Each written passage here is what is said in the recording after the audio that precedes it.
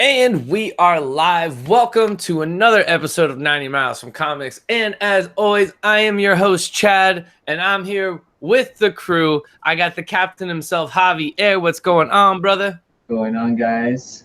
How's everything with you? Doing very well, bro. It is Wednesday, new comic book day. Who's not excited for that, my friend?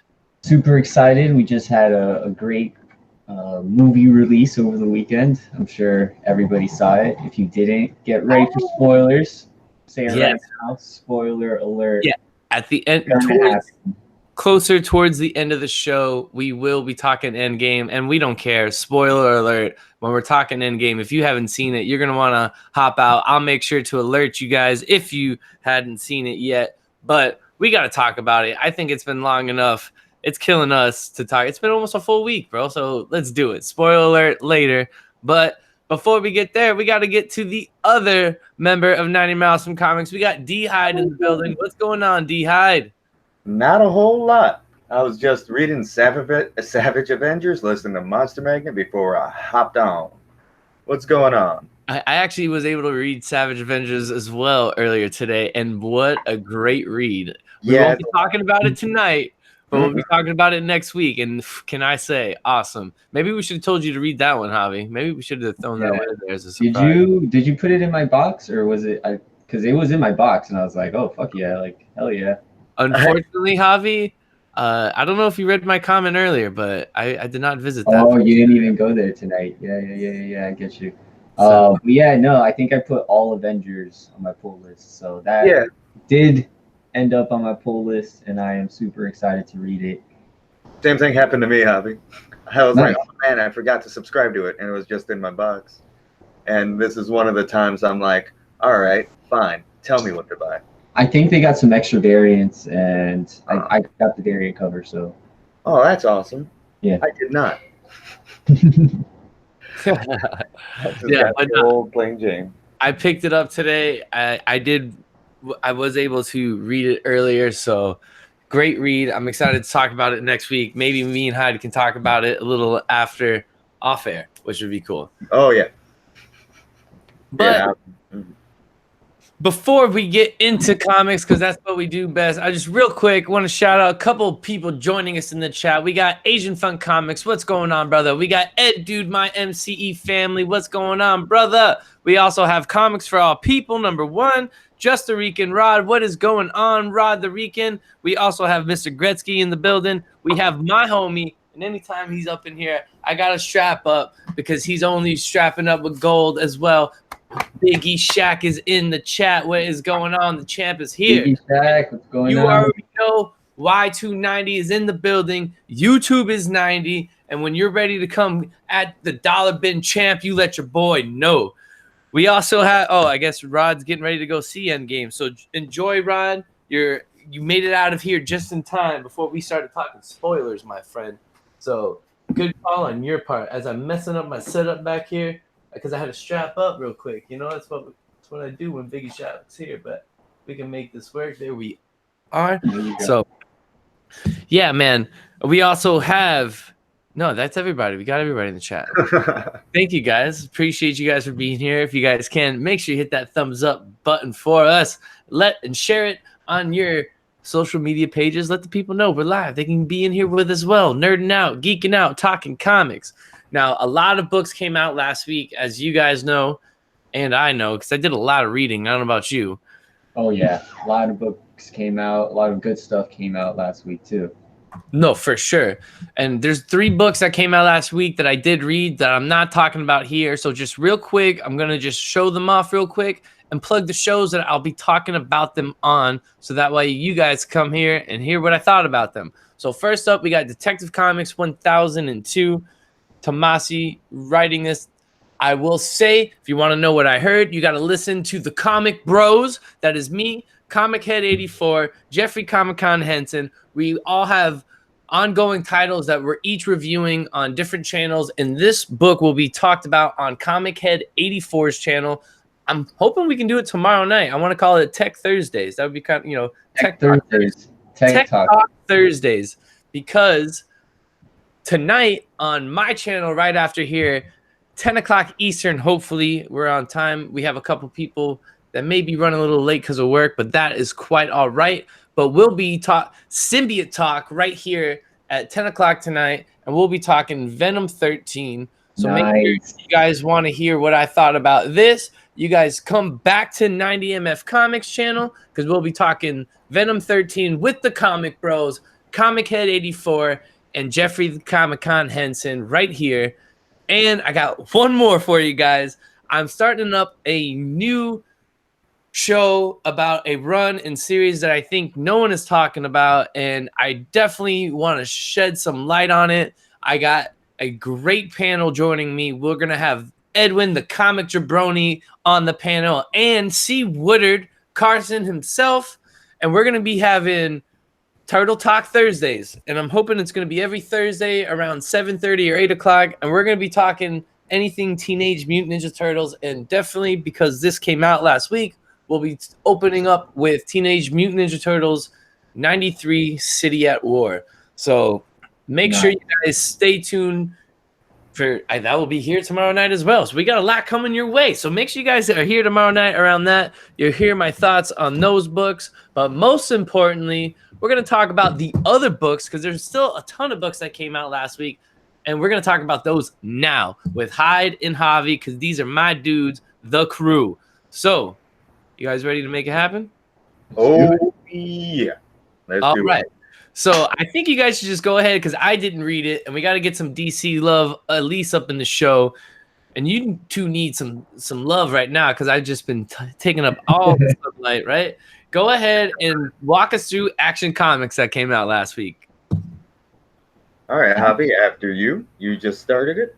Action Comics was nuts. What number is it? This is Action Comics 1010. All right, so hold on. Let me go ahead and put that on you, Javi, so you can show that cover off. 1010. That's a nice little cover. I like to call it 1010. Doesn't like Amanda Waller know who Clark Kent is and all this stuff now? Yeah, Amanda Waller knows who Superman is, and Superman has actually left Amanda Waller in the Fortress of Solitude with Jimmy Olsen. She's like being held there for her own protection, and the reason why she's being held there is because all these organizations in the DC universe are being attacked to the point where they're just being destroyed. Like everybody who's working there, all their workers are being killed, and yeah, it's like mass destruction. And there's this one lead, and that is Leviathan. And I guess that's the whole thing that Bendis has been hyping up, this Leviathan character. But Lois Lane and Clark are part of their own secret organization called Spiral. They're undercover, and the book has to deal with them going undercover. They meet with this man. Yeah, Superman as Chaz. Chaz. Oh, I remember you guys talking with he's got like the beard and the fro going on, right? Yeah, you can see him with the beard and the fro, and there's Lois with the blonde wig. As Andy with an eye. Yeah. And what they're trying to do is they're trying to get information undercover. And Superman, like, he's even telling Lois, like, look, I could have done this myself. Like, we don't really need to go to these lengths. But, it's cool. It's little Bendis having fun with Superman. And at the end... Yeah, Bendis loves that back and forth jib-jab. And I love it, too. At the end, you have Superman as Chaz sort of taking off his costume, becoming Superman. And we have these these 2 or 3 awesome pages with just no text where Superman is fighting this, it looks like the machine from Thor. But the Annihil.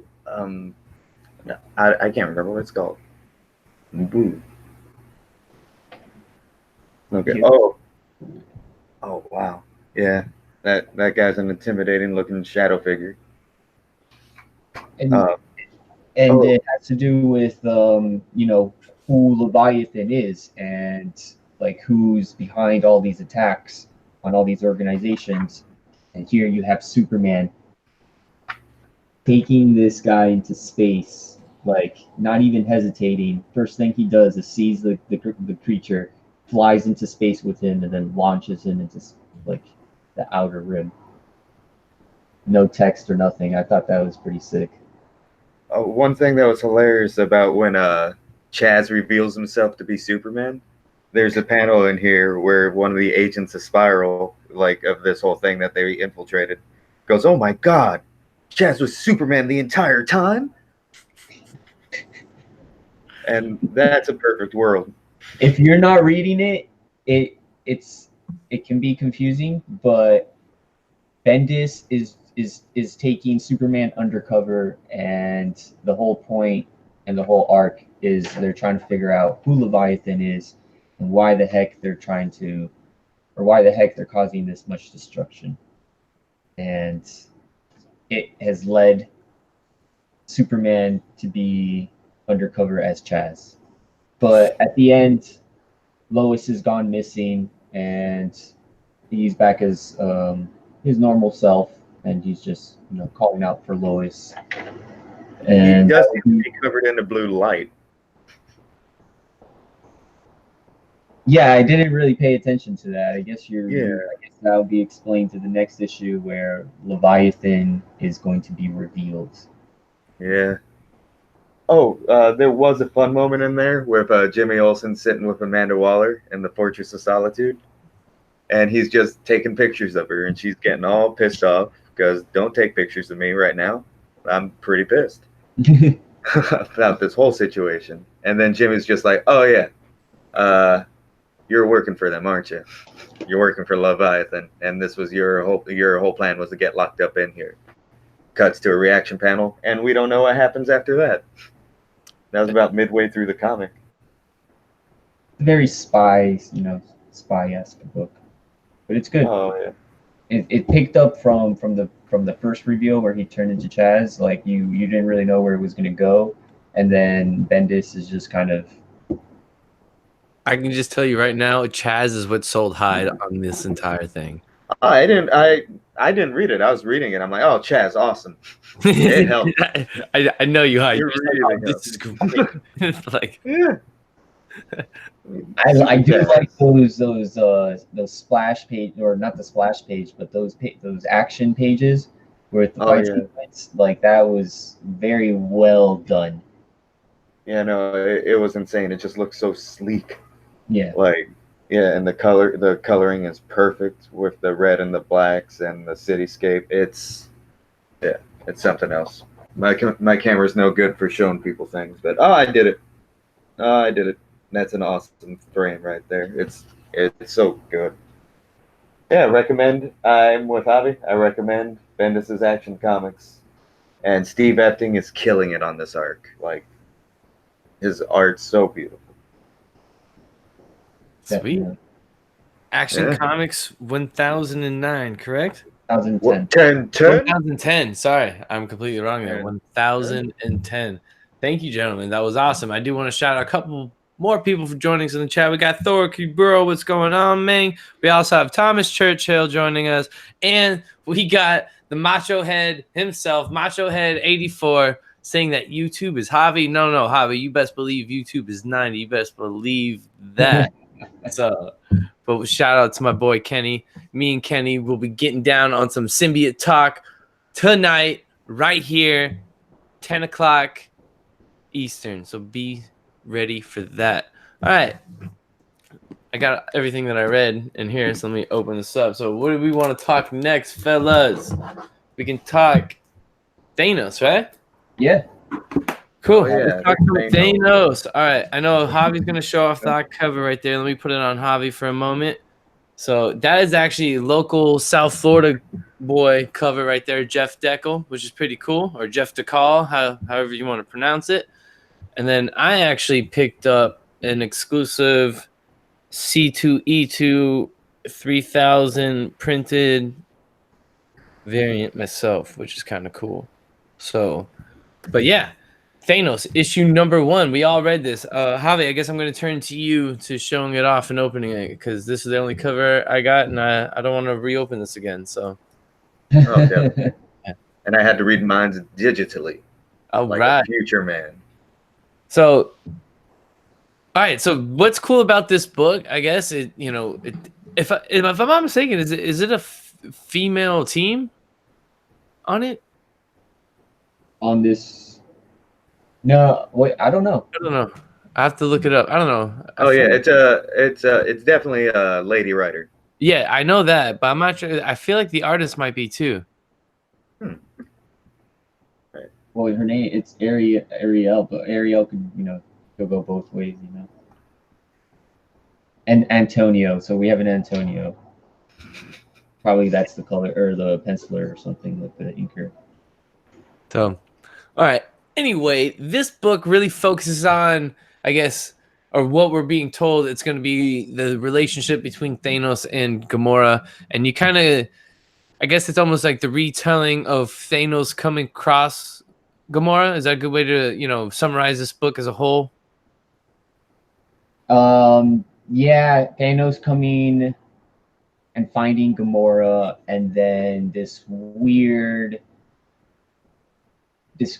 relationship between Gamora and Death, and how that kind of that's the big thing. Fuels their relationship, like fuels Thanos' relationship with Gamora, because Thanos feels like he's the only person that can see the aspect of death, but then it just so happens that Gamora, or like at the end, Gamora is able to see her too, and then Thanos is like, "Oh wow," or like he's surprised. Definitely. Yeah, I guess that's the big thing. He kind of takes her because I guess in that moment in time, Thanos is actually causing destruction on Gamora's planet. She pretty much like ran away from her parents and all this type of stuff. And I guess leading up to this, like Magus is taking over the planet, correct? So yeah, which I thought Magus was created to serve this purpose of like being a what's the word? Just like being a commander of religion and just like trying to convert everybody under his religion, and which is like okay, pretty much a superpowered televangelist. Yeah. But and I guess that's kind of like the antagonist, you can say, to Thanos and his. I forgot the name of what he's calling this squad right now, but it's pre-Black Order pretty much, because you got Ebony Maw in there and Proxima Midnight kind of part of it, and they're going through I guess Thanos right now is going through some phase where he's not really himself, and every night he's been killing off a member of this squad. You know what I'm saying? And I thought that was kind of cool. What was it? Say it again. The Butcher Squadron. The Butcher Squadron. That's what it was called. We have like kind of young Ebony Maw with like black hair and a ponytail. Yeah. And he pretty much, discovers that. I don't know if you can show some of this off, Javi. But he pretty much discovers like every night that after Thanos kills one of the members of, they all hear the screamings and they're not really sure what happens, but another member like is dying, whatnot. And pretty much the next day they have new orders to go to another planet and just completely destroy it. So I guess it's no Thanos wins, but I didn't think it was terrible, So yeah, no, I enjoyed it. Yeah, I think you get your Thanos fix. I think the art is just really good, very well drawn. I do want to know who the artist is so we can look that up real quick. I don't know if you can tell me who it is, Javi. Ariel Olivetti. Say it again. Oh, Ariel Olivetti. That's right. No, he's an awesome dude. He did a bunch of like Punisher Warzone stuff like a while back, and everything he's gotten good. All right, so it's just a female writer then. All right, cool. Yeah. So, but yeah, no, I did love the Go ahead, Chad. I'm sorry. There's young Ebony Maw. That's kind of cool, man. So. Yeah, looking svelte. Yeah, man. And I love the thing about the ship, how like it's like the Lady Winchester house. that Thanos is just building it as it goes, and it's just turning into some crazy corridor maze thing where he's just going around and constantly confusing and killing his crew to please his Lady Death. Yeah. And then I love that panel. You showing that panel? Oh, that when he's him and Magus. Can you show that? That spread is awesome. But also the spread of the ship. Oh yeah, that's right at the beginning. Yeah, that's an awesome spread. Sanctuary 0, right? Yeah, 6 spread. Art is great in the book, man. I really like the art, and the story is not terrible. Like I guess you can say I'm probably in. Yeah, I think I'll see where it goes. Like, I'm curious because strong start.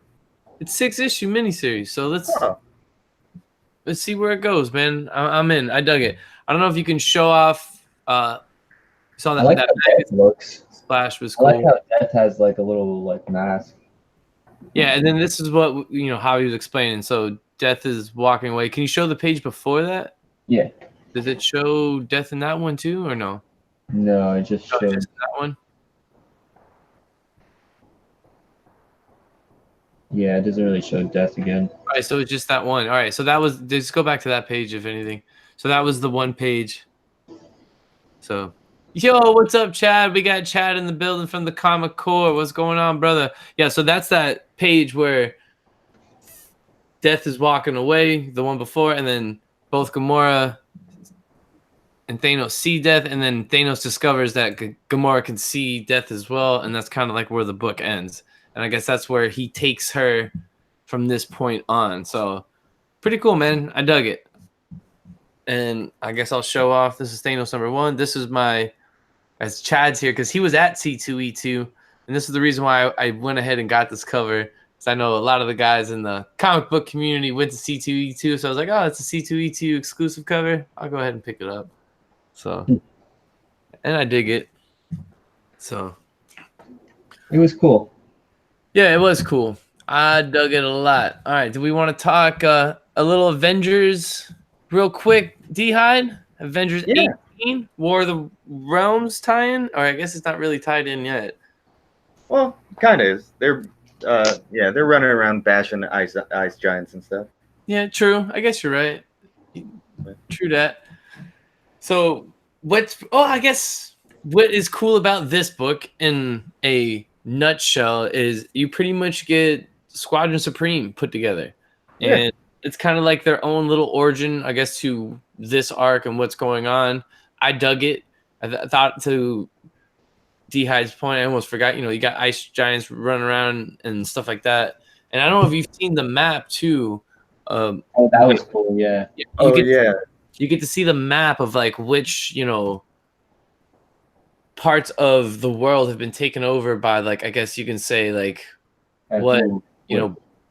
clans, so you got the ice giants that have like North America, and Malekith and his crew are up in like Europe, I guess you can say, and stuff like that. So it was pretty cool to see the map on that. I guess let me open that up and show it off as I talk about it. So I like how Ulick's the Kingdom of the Trolls is over in Australia. Yeah, like he's got that place. Yeah, and I like how you got this. Yeah, man, there was a lot of action in this. I mean, it's Jason Aaron. I guess it was cool to see a little break from the actual Avengers team, and now we've transitioned out of that vampire war into War of the Realms. Yeah, and I'm excited to see where he ties in these guys with the Avengers, because obviously they're probably gonna have to team up because Well, the Squadron Supreme was Coulson's team in the beginning of the Avengers run. They teased Agent Coulson, and I believe the team that he was putting together was the Squadron Supreme. And that's what's revealed in this, I guess, because I was just gonna say Coulson is the one that puts them together, and goes out and says, like, show the world why you're the greatest team, and it's Squadron Supreme America, and like this is the splash page of when they show that, which is it was a great splash page as well, man. Like, just a great Squadron Supreme America. You know? But what's like insane about this book is that it's Coulson's team and stuff, and then as it goes on, they're introducing all the characters with like their normal, wholesome, superhero stories of, oh, he's a spaceman, and now he's a superhero. But then they cut with these scenes of like these pretty much like these weird mind control, like MK Ultra-ish, like experiments being conducted on these people by Coulson, like making them rehearse things and like torturing them, like Nighthawk's like doing push-ups, talking about how he thinks Coulson's up to something, so he's going to investigate. Then it cuts to Coulson, goes, good, let's hold Richmond's doubt meter at a level 8, jealousy at 4. He's best when he's brooding, yeah. There's this Nighthawk doing his push-ups, Yeah, and then that's all mixed around into like just some crazy thing. This is a nice little. Yeah, it's taking out the ice giant. Jason Aaron is awesome. So, bro, Jason Aaron's money, man. And the end of the book is such an awesome little. Get there, but this one, one spot you're talking about right there. Yeah, that's right. Yeah, they're just rehearsing their phony love for each other. Relationship. Yeah, and then he's just telling them like, turn this up, turn that down, and then what? I guess the most exciting thing about this, and you can say this, and I'll give it to you after this, Hyde. But I think this ties in really well to War of the Realms and that whole theme, bringing this next villain in. And oh, totally. And yeah, like he's like this villain is kind of like, I don't want to be involved in this War of the Realms thing. It's like like Coulson's sitting there drinking his wine and talking to some mysterious benefactor, and it turns out to be Mephisto. Mephisto, yeah, I can show it off real quick. Yeah, he gave him the lot. Mephisto, killing it, man, and that's a beautiful shot of Mephisto too. Yeah. So yeah, it's better. Yeah, and it's funny, like Coulson's like, and this diversion's been a big one. Who do we have to think about that? Talking about that piece of ham is. Yeah, that's a giant, awesome piece of ham. And then Mephisto says, "Dear me, no. A War of the Realms is a bit outside my sphere of influence." Like he was like, "Oh no, that's crazy shit. That's outside of my thing. I don't deal in Asgard and stuff. I stick with the earthly temptations." Yeah. Yeah. It's a good fun series. It's a good fun start to an arc. No, I think so too. And no, a lot cool, man. Jason Aaron's is changing things up in Avengers. You know what I mean? I dig it. So it ties in very well because I guess in a sense, the Avengers are off trying to like protect the world, and then these guys are trying to hold down America. And I guess that's what this seems like. And this is, the tie-in to War of the Realms. So it's like, I don't want to call them Team B because they're all pretty badass in their own right. You know what I'm saying? But it's almost like, second string's up to bat right now. So that was Avengers 18. Make sure you guys check that out if you have not checked that out yet. Great. And they're also like manufactured action figure people pretty much. So it's great. They're all good characters. This is a good thing. I like this version of Squadron Supreme. Yeah, definitely. Yo, shout out to a couple more people joining us in the chat. We have Bake the Snake. Bake the Snake. What's going on, brother? And we have Aggressively Relaxing. Thank you guys for joining us. You guys are awesome. Appreciate you. All right, so I guess before we get to the big book, I guess you can say the pick of the week, right? We're gonna start like making that a thing. Like the last book we review will always be the pick of the week. We might need to start doing a grading scale as well. I've mentioned this before, Hyde, before you're on the show. I don't know if we should make it out of 10. I don't know if we should make it out of 5. We even joked around one time, and we're gonna call it we were gonna use McDonald's, sizes as being a kid's meal being the lowest and being, supersized being the best, and value meal is just, an okay book. So you get your bang for your buck with the value meal. Exactly. Or some books are dollar books and some of your dollar menu. You know what I'm saying? So that's why I feel like it relates pretty well. So I'll say this. If it came to Avengers, we're going supersize all day, son. We're supersizing on this one all day. So, All right. So before we get into the pick of the week, we're gonna go ahead and review. Sorry, and not that this was a bad read. This was a phenomenal read, and we just got to go ahead and shout out the homies at Mad Cave Studios, Honor and Curse, issue number 3. Another South Florida local down here, just pumping out the comic book heat, which has been awesome. You know, the last time we see our hero or our main character in this, because we're not really sure if he's a hero yet, because he's been taken over by this he's got this possessed demon in him. So the last time we saw him, he was ambushed by Lady Yua and her clan of goons, right? So that's where that issue 2 ends. Issue 3 opens up with Genji's love, who's the head of the village, daughter. She has a royalty pretty much. Yeah, and the father's coming to her daughter saying, like, you need to, like, I know the way you look at him, and I've seen the way you look at him, and I know what's going on, so you need to, like, cut that relationship off now. And that opens the book up. So you kind of have that love story going on, and then it cuts to our boy Genji and Lady Yua in the fight scene, and I guess it's revealed a little later that she actually has her own little, I forgot how they referred to it here. Real quick, hold on. And there's a lot of action in this book, by the way.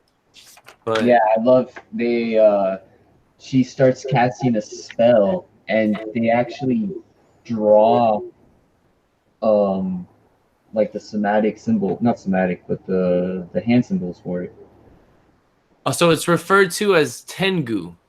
So they both have a Tengu in them, and I guess you can say it's like a spirit or a god that's given them like these, powers and whatnot. So what's dope is he starts to possess his, and this is a great page too, right here, man. Where he starts letting his Tengu, so to speak, take over, because throughout the book, his Tengu is talking to him, telling him like, yo, you gotta let me take over and like do our thing. So the next spot, they're kind of like both showing off their power in a sense, which is pretty cool. And then it leads to this. So you got some just shinobi power and battles going on right now. I mean, I was digging it, man. Digging it. Yo, Drayvon Doom, thank you for joining us, brother. So pretty much it gets to a point where I guess Lady Yua kind of has the upper hand on our boy Genji, and then Genji's sensei comes and like saves the day, and she's a little confused because Genji's sensei's in on the hit on Genji, because the leader of the village, his father put the hit out on him, and the sensei was supposed to lead him to it. So I guess the sensei kind of just I won't get there yet. So the next day he ain't there. His love's looking for him. Our best friend, his best friend pretty much just says, when I see him, I'll send him your way. Because she says the moment he gets here, tell him he needs to see me immediately.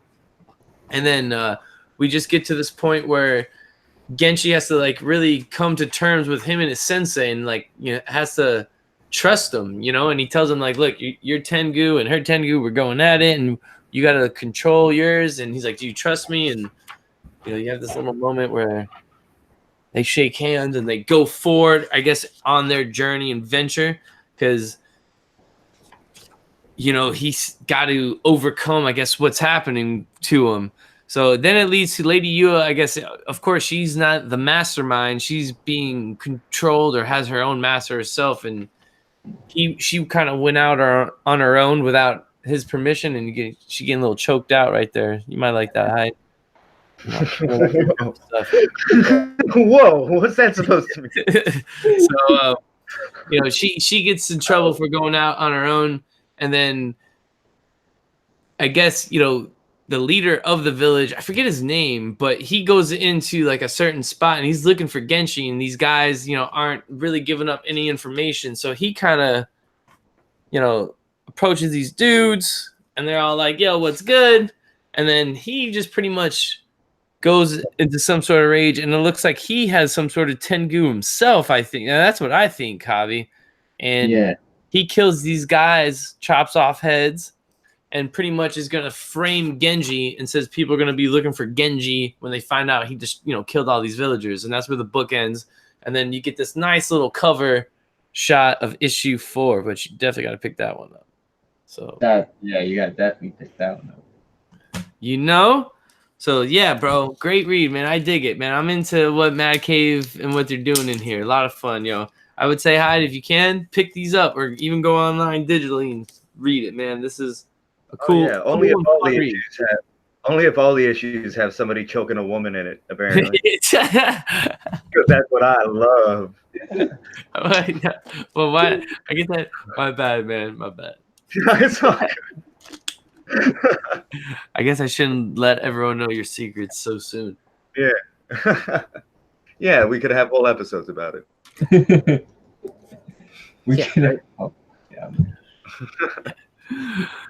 Honor and Curse, Mad Cave. I believe that they're coming out with they came out with a new title, or at least they introduced a new title that they're going to come out in the future. It has to do with the 1920s era. There's a circus that's going around, and the circus has to deal with some like murders and like some extra plot. It's really cool. I think it's called Madhouse or something like that, but that'll be in the future. And yeah, Honor and Curse number 4 is coming out. Make sure you put it in your box. Make sure you put it in your pull list. I guess on our grading scale, what would you give it, Javi? I gotta supersize this one, man. This one is like, the art was amazing, the battles were amazing. I'm with you there. I'm gonna go ahead and supersize it as well, man. I'll supersize. There's 2 crazy battle sequences in this, and that's what really like sold me on this. And then her just like doing like the hand symbols for like they actually drew that like that's badass. For sure. And on Thanos, I'm gonna go value meal on this. I got, I feel like I got my values worth on it. So I'll go value meal. And yeah, I'd definitely say solid value meal for Thanos. What about Action Comics? How would you guys rate that one? Action Comics? Supersize me. I'll value menu it. Value meal? All right. Javi's going value meal on Action Comics. All right. Well, we can all agree this was probably, for sure, supersized. This is going to be 90 Miles from Comics pick of the week, without a doubt.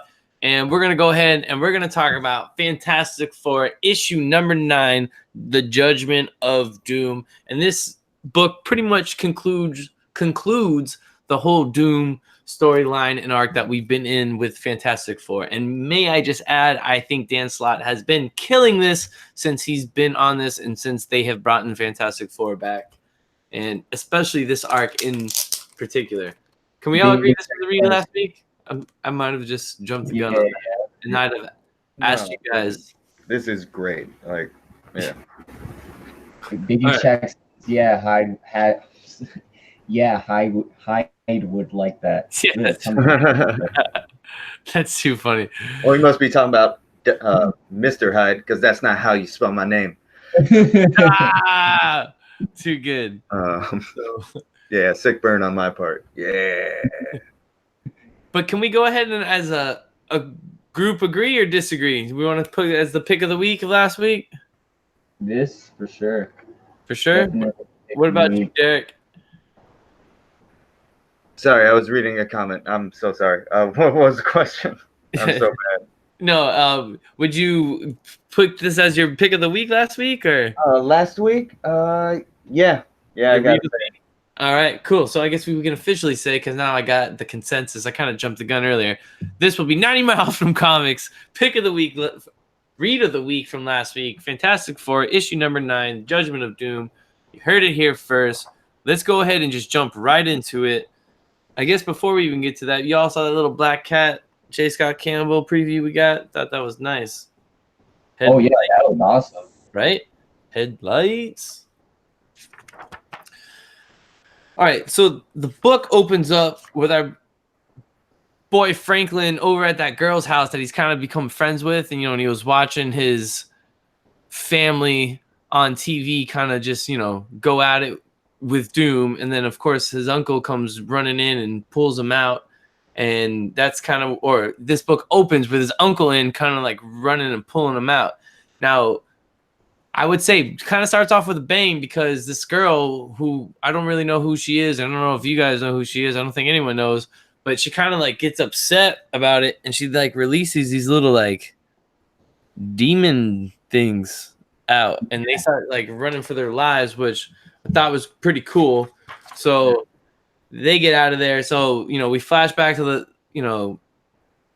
the main fight, which is Doom and the Fantastic Four have finally escaped. So they're running out, and this is just after he's been exposed by Susan, right? So he's all like pissed off about that. They're trying to get out, and he goes to like, I guess, his own little control center and room. And I thought this was kind of like, Doom's fashion and style. He's got somebody there with him. And of course, he's just like, go find them, take care of business, leave me alone. And he just destroys the entire center, man, just in straight Doom fashion, just because the world is, talking about him being, derobed and his face being shown and all that type of stuff. Yeah, So, he's like, he's pissed for sure. Super embarrassed. No, without a doubt. Of course, whatever input you guys have, please, hop in. I don't want to. I love that page right there where he's looking at everybody, just looking at the broadcast all over the world, and then he just shatters that screen. I'll just show that off one more time, as Javi was saying. Yeah, man, it just super pissed. And I believe I forget her name, the person next to him, but that's like his top. Victorious. Victorious, yes, that's right. How do I forget that? Victorious. But that's his top warrior, and that's how he pretty much summoned Galactus, to Latveria, which is pretty cool. So from there, Fantastic Four making their getaway. She's now on her way to get them, and Galactus is getting ready. I guess being controlled by Doom's getting ready to have another cosmic surge. And I thought this was a pretty cool scene, because they start going at it with Victorious, Doom's, and then they break away. They manage to somehow, like, she gets hit, I believe, by the cosmic blast, correct? Yeah, that's what happens there. And then they break away with her, and they try to, they pretty much save her. And then this is where Richard thinks of an idea to reverse the cannons that Doom has set to, pretty much trap Galactus, and to I guess, hoping to reverse it and hoping it would free him. And within that, Doom tries to stop him before he does it. And of course he doesn't. And then Galactus reemerges. And this was dope. This is just an awesome shot and panel as well. Shooting the energy that the cannons are contracting from like Galactus energy back to him. Oh, and that page has one of like the funniest frames and lines in it. Like, Doom's all complaining about Mount Doom is in ruins. Pantagrim's like, yeah, big deal. Like, there ain't Castle Doom, Doomstead, and a zillion other things that your name is on. And then Doom says, that mountain was named after my late father. And to that, Ben Grimm replies, sorry, Vic. And then that's it. Like, in that moment, all shit breaks away, and he's like, oh, man, I'm sorry. Yeah. I'm sorry, Vic. You're still my college roomie. Yeah. You were like, my bad. And then you have this other panel right here, which is pretty cool, with Galactus, coming back to life. And artwork, Cooter killing the artwork. Got to give him some credit there as well, because I think the art is great in this. And then the book pretty much flashes to where I love that when Galactus takes the cosmic pipeline and turns it into this. It's like they call it a ethereal gantry, a great cosmic sail, and then he just uses that to, this thing right here, right? Just fly himself out back into space. Yeah. And That's such a good exit. Yeah, Reed's like, yeah, you know, we helped him. We had a deal. Like, Reed knew that Galactus wouldn't hurt them once he was released. Yeah, they made a deal long ago. Yeah, he would just pack up his things and kind of just go back into space, and that's what he did. And yeah, if Galactus is like anything, he is nothing but a gentleman. He holds all deals and bargains, and he's just like, yeah, I'm not going to eat your planet.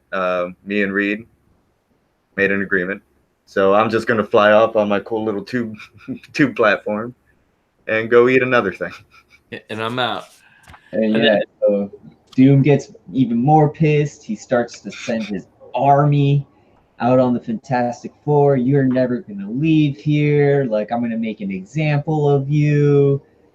And well, before you get there, though, like they flash back to like them escaping from those demon things. I think that's just important because they mention that they call Valeria and tell her to like, you know, hit the portal now, and she's kind of like, well, I don't know if I should because I haven't really tested it, this and that, and like do it running out of time, and then it flashes to Doom sending those armies at him, and then out of nowhere, a portal opens up, and those demon things started like coming in on Doom and his army.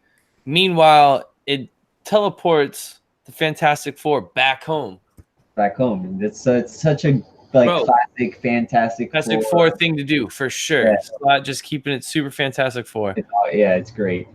And then we need to Frank. Galactus can be a gas cloud sometimes. He is in my heart. Yeah. But no, and then I love that, you know, the first thing out of Reed's mouth is just, Valeria, you made a teleport? I hope you know, and you tried it on, you know, you've tested it before you tested it on humans, and she's just like, yeah, you know, we're all good. We saved the day. So great, Reed. Excited to see where it goes next because, I should have showed it. Or can you show Javi the next cover? Because it's tied into War of the Realms. War of the Realms. So. Battle on Yancey Street. Bringing the war to Yancey Street. So, and that was a cool little cover too, I thought. So. Yeah. 90 Miles from Comics, pick of the week, Fantastic Four, issue 9, and that's a beautiful cover as well. You can supersize this bad boy on our supersize grading scale. So we're we're going to that as our grading scale, bro. We have to, right? Yeah, I love it. I gotta say, I'm loving it. Yeah, I'm loving it. Sweet. All right, so I guess before we get into what we picked up last week, let's go ahead and talk about it. We talked about it when we opened it up for those of you that weren't here, but spoiler alert, I know a lot of people haven't been talking about it. They're like, you know, hashtag no spoilers, this and that. We're sick of that here. We're ready to talk about it, man. And we feel like there's been enough time and people have had more than enough time to go see this movie if you're a fan. So we're going to go and we got, here he is throwing some wrenches. John's Comics with Kids in the building. What's going on, John? You might be mad at me, but we're totally going ahead and spoiling EndGame. We're going to talk about it for just a few moments before we get out of here. We're going to talk about maybe 10 minutes of EndGame, and then we're going to show what we picked up today, and we're going to call it a night because I'll be back here at 10 o'clock with the Comic Bros talking Symbiote Talk, Venom issue 13. So let's go ahead, fellas, and spoiler alert once again for those of you that have not seen EndGame, we're going to go ahead and talk about it right now. So you guys better be ready for this to happen. All right. Oh, we got the wrench wars happening right now in the chat. Go ahead. If you got a wrench, show us. Hyde, you can go ahead. You got wrench power now too, man. I'm wrenched? Yeah, man, because I know you won't be on the show later, but I'm hoping you and Javi will be joining us in the chat, so we'll have at least 2 moderators, part of Symbiote Talk. You know, well, the Comic Bros Symbiote Talk. That's what I'm calling it, because Kenny and Jeff, they're my Comic Bros, guys. All right. Spoiler alert. Once again, Endgame. Final alert. Holy Endgame. Awesome. If I had to rate it, supersizing it without a doubt on our scale. I loved that I got all the feels in this movie. There was a lot of comic book Easter eggs in this movie as well. Yeah. And I guess, can anyone say there's like one specific part that was their favorite part? Yeah, I can. And that is? When Thor slices Thanos, when he slices his head off, and then Rocket's like, "What did you do?" And Thor's like, "I went for the head," and then he that scene where he's just walking off and it's just his back, and then it just turns to black, and it's like 5 years. Highlight. There was too many. I don't know if I can choose one right now because there were so many good points, like so many good parts in the movie. I will say one of the highlights for sure in my book is when we see Cap wield the hammer. Just awesome. Right? Just him being worthy enough to wield the hammer was just so damn cool. Like I'm all about. Did we lose everybody? Like I'm sure like we had a whole bunch of people in here and we're talking about this and then they're all out. Yeah, no, Cap wielding that hammer and just whipping around lightning and stuff. I couldn't believe how excited and by that I was. I was like, I heard that would happen. It would seem cool, but it happened, and it's just like, oh, yeah, just screaming like Stone Cold walked out. Like it's awesome, so good. Did you guys enjoy Professor Hulk? Yeah, I watched it the first time, and I didn't really register it, and I was like, okay, and I watched it the second time, and I was like, this is cool, like this is awesome, this is funny. He's a really good like improv actor. Yeah, no, he's great. And I don't know if those lines were written or if he was just like going off the script, just like kind of doing whatever he wants. And when he was like, oh, I need to wield the gauntlet, he's like, it's got to be me, like it was so like nonchalant. Oh yeah, he was really good at just being a chill dude Hulk, because like Ruffalo's banner has been so nervous and like jittery and like and Hulk is just Hulk smash, Hulk bang things up. And mix them until you get some just like, oh hey, whatever, kind of cool dude. And I love the scene in the diner where it's like it's a whole like gimmick, like he's selling T-shirts. He's like, all right guys, don't forget to Hulk out, and everyone's like, like I love that part too, man. Like I was all in on Professor Hulk. I thought they did a great job with that. They were pretty. One of my favorite parts of that movie was when Ant-Man, not Paul Rudd. Sorry, I can't help but call him Paul Rudd. He was like, it just zooms in on his tacos, and he's just like putting the lettuce back in and patting them with his fingers and doing all that. So messy with it, like and then the ship lands and blows away his ship lands and Rhodey come blow away his tacos, and then Professor Hulk just walks up, looks at the tacos on the floor, gives him his 2 tacos with a smile, and just walks off. Hulk and Rocket Raccoon in that truck driving down to New Asgard.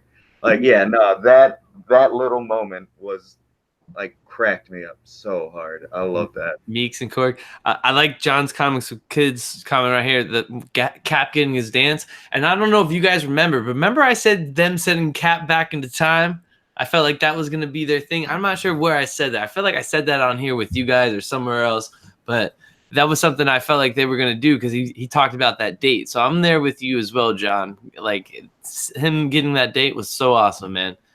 Good stuff, man. I'm right there 100% with Frank. I wanted a Hulk rematch with Thanos, and I'm pretty upset that I didn't get it. I'm pretty butthurt I didn't get it. Yeah, that could be a definitely flaw of the movie. I will say this. I've only seen it once. And I think on like replayability, still might like Infinity War just a little more. Not that it wasn't a great movie, because I got all the feels in that movie. but I've only seen it once. I gotta go watch it again and like I guess really see how I feel after that. You know? Yeah. So. My theory is that a lot of people like Infinity Wars more because it has to do with Thanos, and Thanos is the main character, and we get a lot of Thanos, and we get to connect with that character, and all that connection that we had with that character is now, like it's gone now.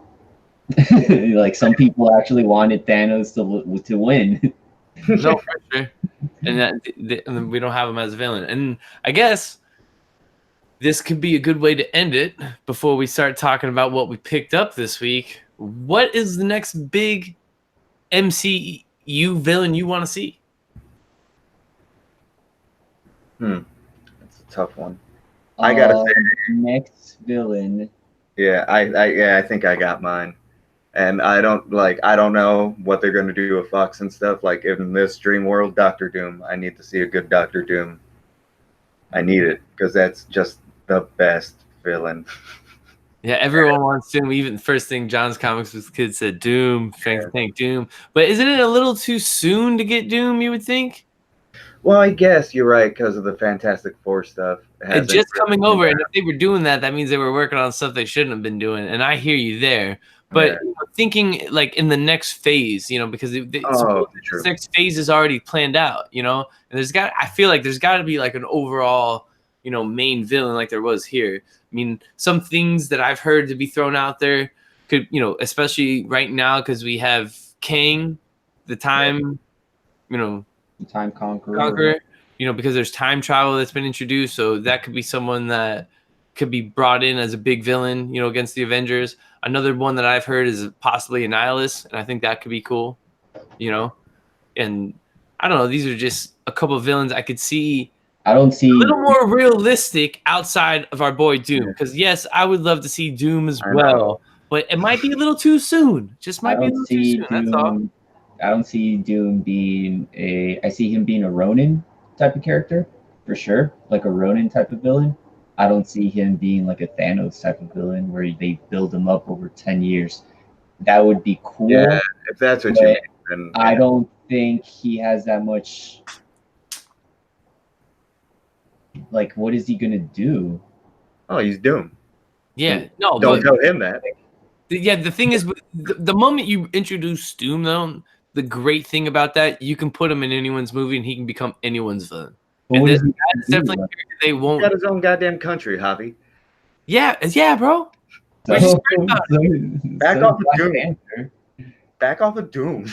Yeah, but I'm just saying, what could I know? Like they could do something with.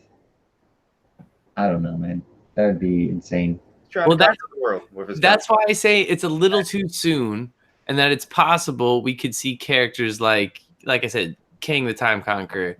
Annihilus could be another one right now that we may see. Annihilus would be a big one. Would be a cool one as well. You could introduce Doom. You could you could introduce Doom. You can introduce the Negative Zone. You can throw in the Super Scroll. Like the Fantastic Four. You have Cosmic. You can do a lot of stuff with Annihilus. Yeah, and Annihilus might be a good gateway to your point, to all those things, to what we want to see, And then eventually Galactus at some point. Yeah, of course. I'm pretty sure that in Infinity Wars, the comic, when Thanos snapped his finger, Earth was open territory. Earth was easily accessible. So I believe that one of the things that happened was when Thanos snapped his fingers, it got attacked by Annihilus. In the comics. Okay. All right. Gotcha. Sweet. I was like, oh, but I didn't see that part of the movie, but all right. No, in the comic. Sweet. Yeah. All right. Well, those are some of our picks to possible villains we might see going in the future of the MCU universe. So, all right. I guess that will lead us to what we picked up today. You guys cool with that? And then we'll call it a night because I got to get ready for that next show, The Comic Bros Symbiote Talk, right here, 10 o'clock. With my boys, Kenny, Comic Head 84, and Jeffrey Comic Con Henson. All right. What up, Bear Iron Comics? Thank you for joining us, brother. All right, man. So I won't lie. I picked up a stack today, man. It was a big week. It was a lot that came. Well, I kind of caught up on some things because I didn't have a couple things from a couple weeks ago. So I picked Secret up. Wars would be so dope if they do Secret Wars. That would be... Did anyone pick up any indie books today? Yeah, I grabbed my books. I got a good 7. They put another Honor and Curse #3 in my pool. Oh, you got another one? Yeah. All right. You want to go with all right, let's go with the indie books first. What'd you get? All right. No, I did. Oh, yeah, D-Hyde. Go for it. All right, yeah. I picked up 2 indie books. One I've never heard of. I just know Tom Pyre's like a cool, crazy person who writes it. I got #Danger. It's just an issue 1 on Hoy Comics. And yeah, it's by Tom Pyre and some artist I've not really heard of. Had no idea what it is. Apparently it started up as a backup thing in another Hoy Comics thing, which is Tom Pyre's imprint. And yeah. It's I read a little bit of it today. I read like the main story, and it's great. And it's got like some backup strip that's pretty good. And then it's got a weird like little short story written by Mark Russell in the back. Like not even a comic, just like a weird short story. And yeah, this seems like it's going to be a weird, fun thing that's just going to be jam-packed with a lot of stuff. And yeah. Can you show off the cover again? You. Oh, yeah. Okay, for sure. Ooh, there we go. What about you, Javi? What any books you pick up? Yeah, thank you, Barrelin. I have a couple of comic portfolios, actually, bro. You're not the only one. Trust me. Oh, real quick, I also got a pick from last week. Sorry. Walk Through Hell, the Garth Ennis comic that was not in my box. It appeared, and I recommend everybody read it. That's all I'm going to say. That's an awesome cover. I know. Everything's so good about this series. It's the best thing ever. Garth Ennis he's my little angel, man. He could do no wrong. What about you, Javi? No, I didn't get any indies this week. Yeah, well, I got kind of an indie one, but I guess we're going into DC next. What's your last indie book? Hi, I know you gotta. Oh no, that was it. Those are the 2. All right, sweet. So I guess we'll go. I got 3 DC books. What about you guys? I don't know. I just got the 1. You got the 1. All right. I got 2. All right, I'll just go ahead and kick it off because I didn't, and I mentioned this a few weeks ago, but I didn't have this one. Detective Comics 1001, and I definitely have to be up on it because the Comic Bros are doing this one as well. Tech Talks. So we'll be reviewing this one on Comic Head 84's channel. I'm not sure exactly what day that will be, but hopefully it'll be on a Thursday or Tuesday because I think that will be appropriate. So pick that up today. What about you, Javi? I picked up Batman #70, Trapped by Madness. I guess this will have to do more with Batman getting out of the fear toxin that he's been this whole time and these dreamlike states. And yeah, pretty excited to read it and catch up and see what the heck is going on. Maybe Bane will have an appearance. Yeah. That's what we all been waiting for. I hope Thomas Wayne. I almost picked it up, but I left it. I did not pick it up. What about you, Hyde? What DC book did you pick up, brother? I picked up issue 7 of Green Lantern by Grant Morrison and Liam Sharp. Nice. And yeah, a fucking sorcerer, hallucinogen-eating magician Grant Morrison has been cranking out a Silver Age insane ride. I love it so much. Liam Sharp's art is pristine. Yeah, it's great. It's a perfect thing. I'm so glad Grant Morrison wrote on Green Lantern of all things, and it's incredible. Sweet. Can't wait to read that. The next book that I picked up, it was from last week, and I got to be caught up once again because Tech Talks, bro. Detective Comics 1002. I've read this. If you want to know what I thought about it, make sure you tune into the Comic Bros when we talk Detective Comics on Comic Hood 84's channel, and like I said, we'll figure out what day that is. So that is my second DC book. What about you, Javi? You already know Batman TMNT 3 the Eastman cover. I And always try and pick the Eastman covers. So you beat me to it. That would be my last one as well. I picked up the Eastman cover as well, and I'm excited to read this. And I will somehow incorporate this into that new Teenage Mutant Ninja Turtles show that I am starting tomorrow with Edwin the Comic Jabroni and Carson C. Woodard right here around 7:30 or 8. Turtle Talk Thursdays. Make sure you guys tune in for that because we'll be talking about it. such a sick cover. I just gotta say, It is. mean grinning. Look at that. Like, Eastman killing it, bro. Eastman killing it, right? Batman, man. Look at that fucking just like snarl right there on his face. No, that's an awesome, awesome cover. Like that Batman looks so great, and the Ninja Turtles look menacing. It's Yeah, they're like. Oh, snap. I do have one more DC book. I kind of left this one. I can't believe I forgot this. I have heard some hype on it. There's a few different covers. I think this was for sure my favorite cover.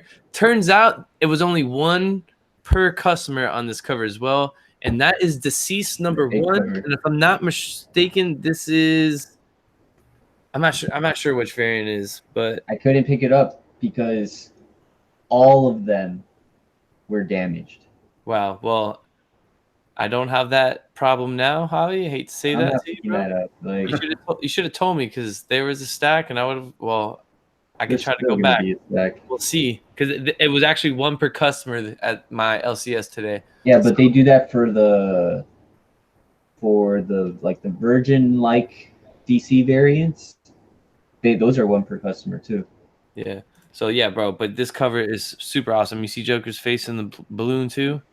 Yeah, no, that cover is awesome. I was definitely going to pick it up, but like I said, when those black covers come out, you want to get a nice copy. You know, you don't want to get anything that can show off a bend or dink in it. Something that was held by some dude with greasy hands for like a second, and it's got his like thumbprint etched into the black background. That's the worst. And thinking about it, I probably should have picked up the normal cover so I don't have to open this one. So we'll see what happens with that. But no, Deceased number 1, that's a beautiful cover. So that's the last of my DC pickups. I almost forgot that one. Damn, that's crazy. All right. You guys want to kick it over to Marvel real quick? Yeah. I did get a dollar bin book. Green Lantern number 5. Nice. That's a nice cover. I got 4 Marvel books, guys. All right, I got 4 as well. All right. Shout out to the homie kid, the comic Smurf Murphy. I did get this too, the Year of Villain. This don't even bring that up. That looks terrible. Yeah, I paid more for the bag and board for that thing than I did for that, and I'm pretty sure it shows. Yeah, bro, I'm good on that one, Javi. I'm so good. All right, I'll kick it off. I picked up 2 of these because I got a homie that's a real big fan of our boy that's on the cover. And also, you know, I got to get my Star Wars fix in. But I got a homie that he's a really big fan of Two Tubes, this guy right here. He's not a comic book reader, but when he saw him in the movie, he was like, yo, that guy. So I picked up an extra copy because I'm going to give one to him. But Star Wars issue number 65. And that's a cool little Luke cover there too, man. So that was my first Marvel pickup. What about you, Javi? I did get this. I remember Kenny talking about it, Comic Book 84. And I just wanted to check it out just to see what it was, get on the hype train. Major X number 1, second printing.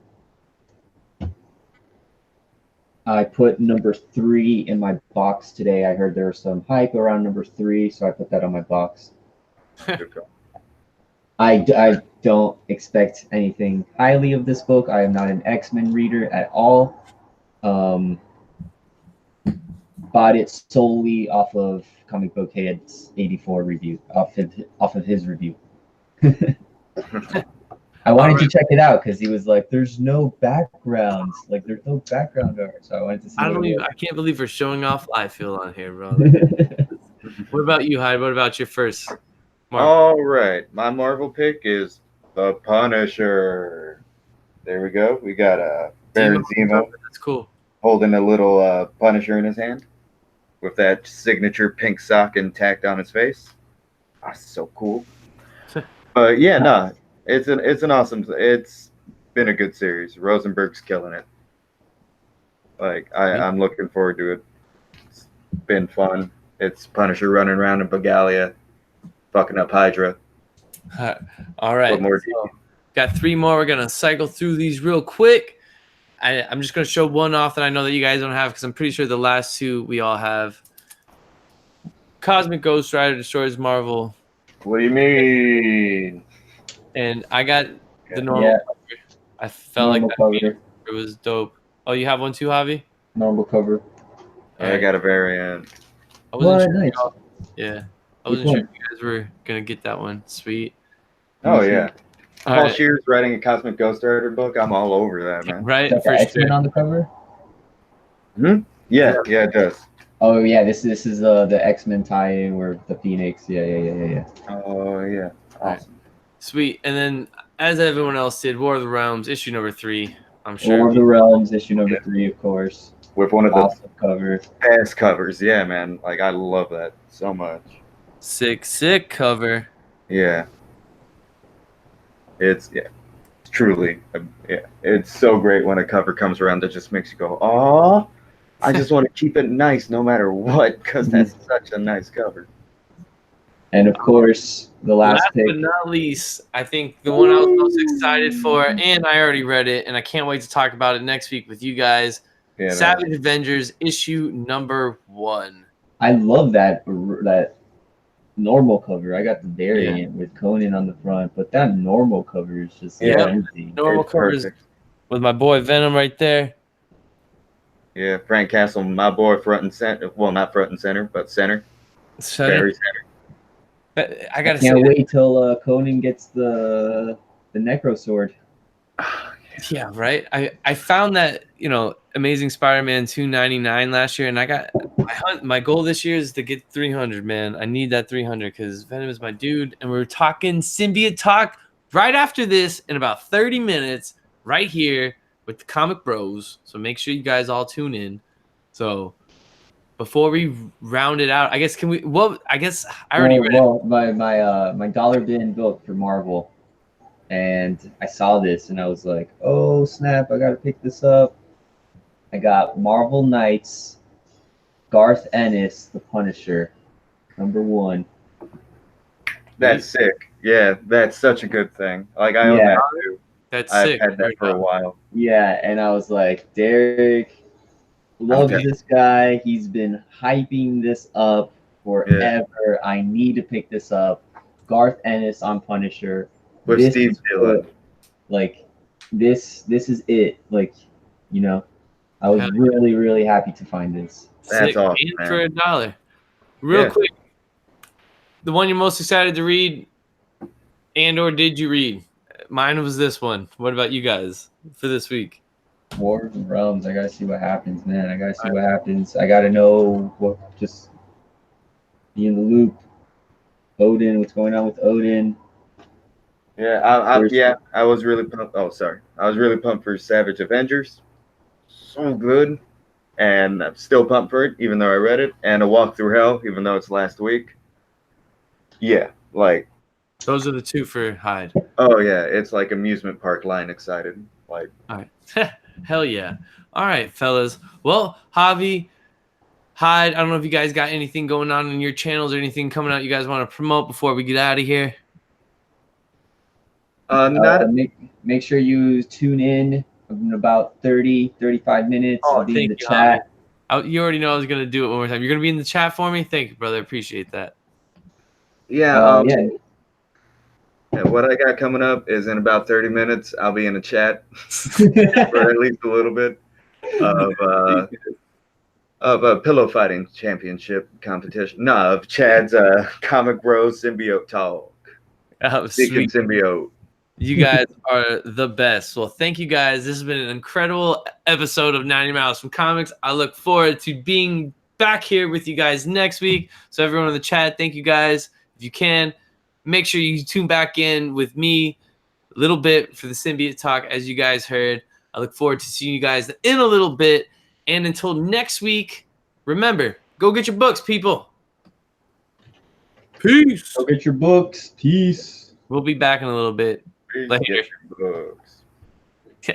Perfect.